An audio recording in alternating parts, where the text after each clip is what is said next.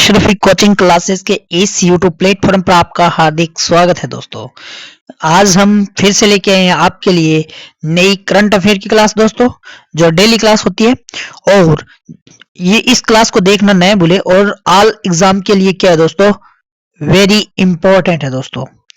तो जिस भाई ने इस चैनल को सब्सक्राइब नहीं किया है तो इस चैनल को ज्यादा से ज्यादा क्या करें, सब्सक्राइब करें, लाइक करें और इसे शेयर करने का प्रयत्न जरूर करें दोस्तों।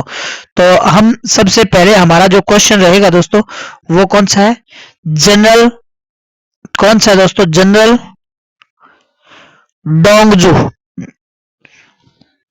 डोंगजुन जो हाल ही में क्या रहे हैं दोस्तों खबरों में, किस देश की रक्षा मंत्री है दोस्तों।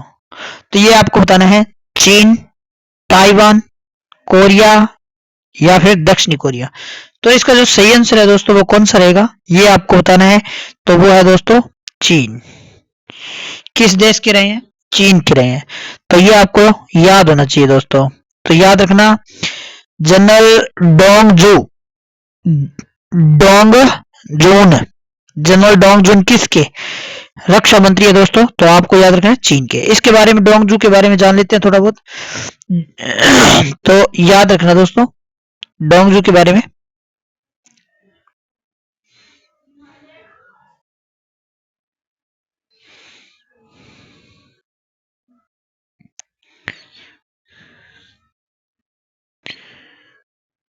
डोंगजू, जनरल डोंगजुन को जनरल ली संगफू की जगह चीन का नया रक्षा मंत्री नियुक्त किया गया दोस्तों, जो 4 महीने पहले बिना किसी स्पष्टीकरण रहस्यमय तरीके से क्या हो गए थे दोस्तों, सार्वजनिक दृश्य से गायब हो गए थे दोस्तों। और कितने वर्ष के, ये 62 वर्षीय डोंगजुन की पृष्ठभूमि नौसेना की है दोस्तों। और यह संवेदनशील दक्षिण चीन सागर क्षेत्र में देख रेख करने वाले सैन्य क्या है दोस्तों, डिप्टी कमांडर है, जिनकी नियुक्ति को विशेष रूप से अमेरिका और ताइवान के साथ बढ़ते तनाव के बीच राष्ट्रपति सी जिनपिंग द्वारा 2.3 मिलियन मजबूत पॉपुलेशन लिबरेशन आर्मी के प्रभावी के रूप में एक वफादार को नियुक्त करने का एक महत्वपूर्ण कदम के रूप में देखा जाता है दोस्तों। किसे, तो याद रखना डोंगजुन, किसे, डोंगजुन जो रक्षा मंत्री नियुक्त किए गए दोस्तों। तो ये भी आपको याद रखना है। अब नेक्स्ट क्वेश्चन की बात कर लेते हैं दोस्तों। तो नेक्स्ट क्वेश्चन है, चीन के अत्याधुनिक समुद्री ड्रिलिंग जहाज का क्या नाम है, जिसे मानव इतिहास में पहली बार पृथ्वी की पपड़ी में घुसने और मेंटल तक पहुंचने के लिए डिजाइन किया गया दोस्तों। तो मैगजियांग, तियानकी, स्वेजिंग या फिर एलियांग। तो युएलियांग। तो इसका सही आंसर दोस्तों कौन सा रहेगा, तो आपको याद रखना है इसका जो सही आंसर है वो है दोस्तों मैगजियांग। क्या है दोस्तों, मैगजियांग। इनके बारे में हम जान लेते हैं, मैगजियांग क्या है दोस्तों। तो मैगजियांग के बारे में पढ़ लेते हैं थोड़ा बहुत। तो ये आपको याद रखना है मैगजियांग के बारे में।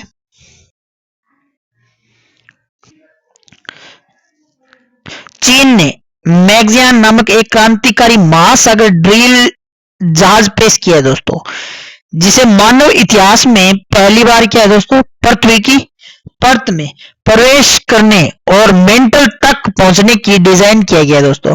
यह सफल होने पर समुद्री तल से 7000 मीटर नीचे मोहरोविकिक डिस्क ट्रिनिटी को तोड़ने के लिए मैगजियांग की योजनाबद्ध ड्रिलिंग ग्रह के भीतर अभूतपूर्व वैज्ञानिक अन्वेषण और खोज का द्वार खोलेगी। चीन ने भूवैज्ञानिक सर्वेक्षण 150 से अधिक संस्थानों के बीच सहयोग के तैयार किया गया दोस्तों। और मैगजियांग एक विशेष रूप से सुसज्जित जहाज है दोस्तों। क्या है मैगजियांग, एक सुसज्जित जहाज है। तो ये भी आपको याद रखना है दोस्तों। तो अब हम बात करते हैं प्रजा पालन गारंटी दारा कास्तु किस राज्य से संबंधित है दोस्तों? तेलंगाना या फिर आंध्र प्रदेश या कर्नाटक, तमिलनाडु। तो इसका सही आंसर है दोस्तों वो कौन सा है? तो ये रखना, आप याद रखना है, तेलंगाना है दोस्तों। कौन सा है? तेलंगाना है दोस्तों। अब तेलंगाना के बारे में हम चर्चा कर लेते हैं दोस्तों थोड़ा बहुत, कि तेलंगाना सरकार वंचित वर्गों को समर्थन देने के लिए 6 गारंटी कार्यक्रम के तहत, किस गारंटी कार्यक्रम के तहत दोस्तों? 6 गारंटी कार्यक्रम के तहत योजना तक पहुंचाने को सक्षम करने के लिए प्रजा पालन गारंटी द्वारा का सेतु नामक एक नया सामान्य एप्लीकेशन फॉर्म पेश किया दोस्तों। मानवकृत रूपरेखा के तहत आवेदन किया जाएगा और जन आउटरीच पहल के तहत प्रत्यक्ष लाभ हस्ताक्षर का विस्तार करने के लिए 1 जनवरी तक क्या रहेगा दोस्तों? खुला रहेगा। तो नेक्स्ट क्वेश्चन की बात कर लेते हैं। लाल बहादुर शास्त्री महिला प्रौद्योगिकी संस्थान जो हाल ही में वेस्ट नामक अपने नैनो सैटेलाइट को लॉन्च करने के लिए खबरों में रहा, किस शहर में स्थित है दोस्तों? बेंगलोर, पुणे, तिरुवनंतपुरम, मैंगलोर। तो इसका सही आंसर है दोस्तों वो कौन सा रहेगा? तिरुवनंतपुरम है दोस्तों। क्या है? तिरुवनंतपुरम के बारे में हम बात करते हैं दोस्तों थोड़ी बहुत। तो 1 जनवरी 2024 की बात करते हैं। 1 जनवरी 2024 में तिरुवनंतपुरम में Lal Bahadur Shastri institute of technology for women के छात्रों द्वारा वेस्ट महिला engineer satellite, women engineer satellite नामक एक क्या किया गया दोस्तों? नैनो उपग्रह लॉन्च किया गया। ये आपसे क्वेश्चन पूछा जा सकता है। नैनो उपग्रह लॉन्च किस संस्था के द्वारा किया जा रहा है दोस्तों? तो ये आपको याद रखना है, Lal Bahadur Shastri institute of technology for women. ठीक है दोस्तों। तो नैनो उपग्रह लॉन्च किया गया था और उपग्रह को भारतीय अंतरिक्ष अनुसंधान संगठन यानी इसरो द्वारा मिशन विशेष रूप से ध्रुवीय उपग्रह प्रक्षेपण यान का नाम क्या दोस्तों? C58 या फिर एक्सपोसैट मिशन द्वारा द्वितीयक पेलोड के रूप में लॉन्च किया गया दोस्तों। मिशन की सफलता की घोषणा श्री हरिकोटा के सतीश धवन अंतरिक्ष अनुसंधान केंद्र की गई और वेस्ट एक 1.4 किलोग्राम वजन उपग्रह है जिसे पूरी तरह से महिलाओं के द्वारा डिजाइन और विकसित किया गया दोस्तों, जो विशिष्टता वाला पहला भारतीय उपग्रह है। और रिसेट का उद्देश्य परावैज्ञानिक किरण और उनके प्रभाव का अध्ययन करना और उपग्रह परियोजना का नेतृत्व इसरो की तकनीक सहायता से सहायक प्रोफेसर का नाम क्या है दोस्तों? प्रधान अन्वेषक लेजी अब्राहिम ने किया दोस्तों। ये आपको याद रखना है। क्या है दोस्तों? लेजी अब्राहिम।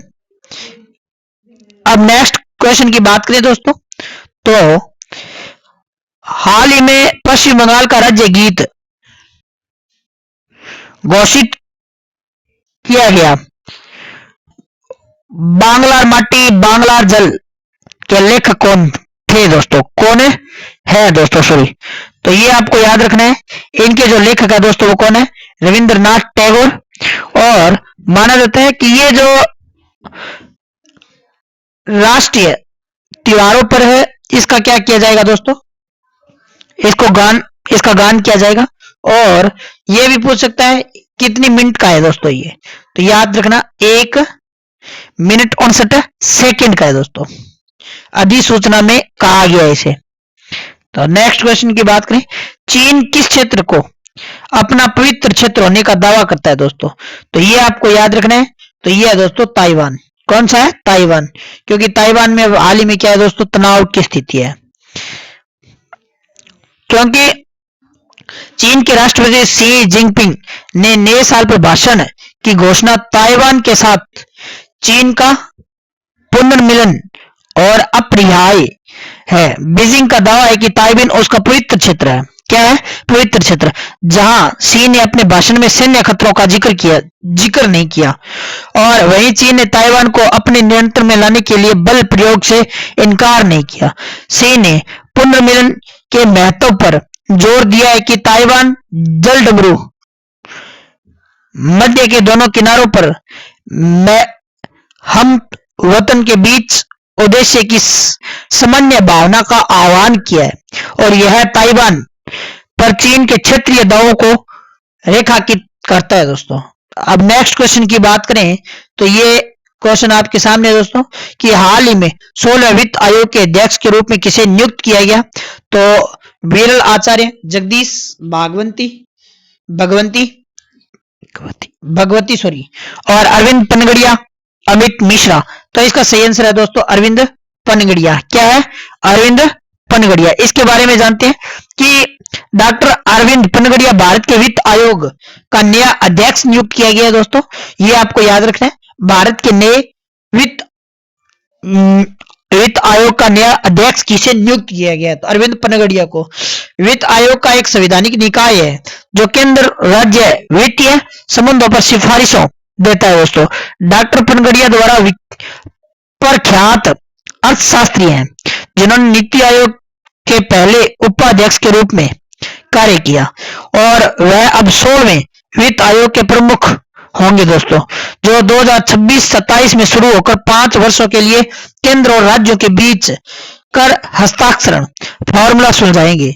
और यह नियुक्ति राष्ट्रपति को द्वारा 31 दिसंबर 2023 के एक अधिसूचना के माध्यम से नए वित्त मंत्री की स्थापना के बाद हुई है दोस्तों। तो नेक्स्ट क्वेश्चन की बात करें, क्वेश्चन नंबर 8, किस राज्य में 2024 में 108 स्थानों पर एक साथ लोगों द्वारा सूर्य नमस्कार करने का गिनीज बुक वर्ल्ड रिकॉर्ड है दोस्तों? तो याद रखना, गुजरात। इस क्वेश्चन की हम पहले भी बात कर चुके हैं दोस्तों कि 5000 से अधिक लोगों ने भाग लिया दोस्तों। तो नेक्स्ट क्वेश्चन की बात करें तो वो कौन सा है? सिकल सेल रोग की जांच के लिए स्वास्थ्य मंत्रालय द्वारा शुरू किया गया मिशन का नाम क्या है दोस्तों? राष्ट्रीय सिकल सेल एनीमिया मिशन, राष्ट्रीय सिकल एनीमिया उन्मूलन मिशन, राष्ट्रीय सिकल सेल एनीमिया उन्मूलन मिशन, या फिर राष्ट्रीय सिकल सेल एनीमिया नियंत्रण मिशन। तो इसका सही आंसर है दोस्तों, इसका सही आंसर कौन सा है दोस्तों? तो याद रखना, राष्ट्रीय सिकल सेल एनीमिया उन्मूलन मिशन है दोस्तों। तो इनके बारे में थोड़ा सा जानकारी लेते हैं कि स्वास्थ्य मंत्रालय द्वारा 1 जुलाई 2023 को मध्य प्रदेश के शहडोल में पूरे भारत में लोगों की सिकल सेल बीमारी की जांच करने के लिए राष्ट्रीय सिकल सेल एनीमिया उन्मूलन मिशन शुरू किया गया था। इसका लक्ष्य 17 राज्यों में आदिवासी आबादी और अन्य उच्च प्रसार वाले क्षेत्रों पर ध्यान केंद्रित करते हुए 3 वर्षों में 7 करोड़ लोगों को स्क्रीनिंग करना दोस्तों। क्या करना? स्क्रीनिंग करना। नेक्स्ट और अंतिम लास्ट क्वेश्चन है, ओएनजीसी की विदेशी निवेश शाखा ओएनजीसी विदेश के पास सैन क्रिस्टोबल क्षेत्र में 40% हिस्सेदारी है दोस्तों, जो हाल ही में खबरों में था। यह क्षेत्र किस देश में स्थित है? तो ब्राजील, अर्जेंटीना, वेनेजुएला, या फिर नाइजीरिया। तो इसका सही आंसर है दोस्तों वेनेजुएला। क्या है? वेनेजुएला। तो वेनेजुएला के बारे में थोड़ी सी जानकारी ले लेते हैं कि वेनेजुएला भारत की ओएनजीसी विदेशी ओरियल को लगभग $60 मिलियन के